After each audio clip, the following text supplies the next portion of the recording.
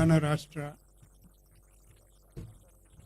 ముఖ్యమంత్రి వర్యులు గౌరవనీయులు శ్రీ యనమల రేవంత్ రెడ్డి గారు, వారి మంత్రిమండలి సహచరుడు మిత్రులు గౌరవనీయులు శ్రీ జూపల్లి కృష్ణారావు గారు, రమా మేల్కోట గారు, మన్నించాలి సభాధ్యక్షుడు కవి యాకూబ్ గారు, రామచంద్రమూర్తి గారు, కోదండరామ్ గారు, వేదిక మీద ఉన్న పెద్దలందరికీ నమస్కారం. సభాధ్యక్షుడు మాట్లాడుతూ రెండు మాటలు మాట్లాడమని చెప్పాను. అధ్యక్షుని సూచన, ఆయన మాటలను గౌరవించాల్సినటువంటి అవసరం ఉంటుంది.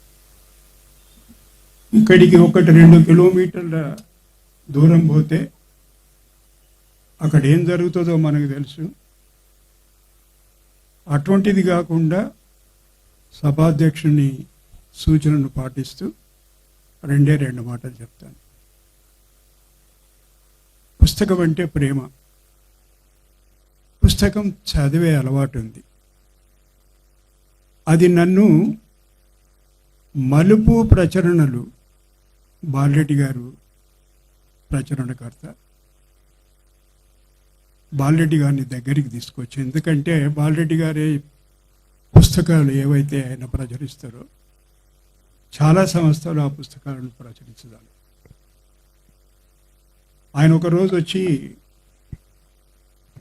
మీరు రామచంద్రమూర్తి గారు, రమా మేల్కోట గారు, కోదండరామ్ గారు సలహా మండలి సభ్యులుగా ఉండాలి. నేను అనుకున్న,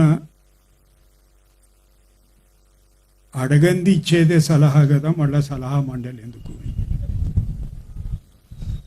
అయితే ఆయన ముందే ఊహించుంటాడు, ఊరుకోరు వీళ్ళు ఏదో సలహాలు ఇస్తూనే ఉంటారు కదా, మనం అడిగినా అడగకున్నాను ఒక సలహా మండలి ఒకటి పెట్టాను. న్యాయంగా అయితే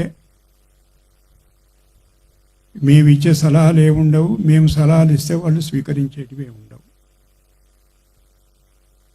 మీరందరూ వినే ఉంటారు, మార్గదర్శక మండలి అనబదులు దానికి సలహా మండలి అని పేరు పెట్టారు. అయితే హైదరాబాదులో జరుగుతున్నటువంటి ఉత్సవం, పుస్తకాలకు సంబంధించిన ఉత్సవం, ఎంతోమంది మిత్రులు, ప్రచురణకర్తలు, రచయితలు, సాహితీవేత్తలు ఎంతోమంది ఉన్నటువంటి ఈ సమావేశానికి రావడం చాలా సంతోషం. ఇంతకుముందు సభాధ్యక్షుడు చెప్పినట్టు హైదరాబాద్ బుక్ ఫేర్ చరిత్రలోనే మొట్టమొదటిసారి ఒక ముఖ్యమంత్రి గారు వచ్చి సభను ప్రారంభించడం అంటే తెలంగాణ సమాజం ప్రస్తుత తరుణంలో సరి అయిన దిశలో ముందుకు పోతుంది.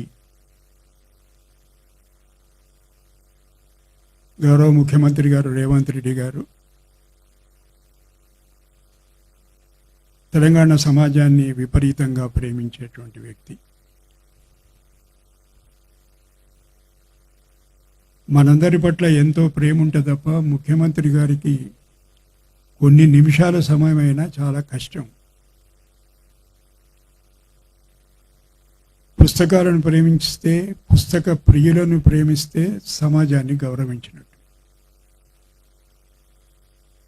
ఇదొక కొత్త ఒరవడి ముఖ్యమంత్రి రేవంత్ రెడ్డి గారు ప్రారంభించినటువంటి ఈ ఒరవడి ఇట్లాగే కొనసాగాలని. 2 మాటలు మాత్రమే మాట్లాడమన్నారు కనుక 2 మాటలు మాట్లాడి మీకు అందరికీ నమస్కరిస్తూ సెలవు.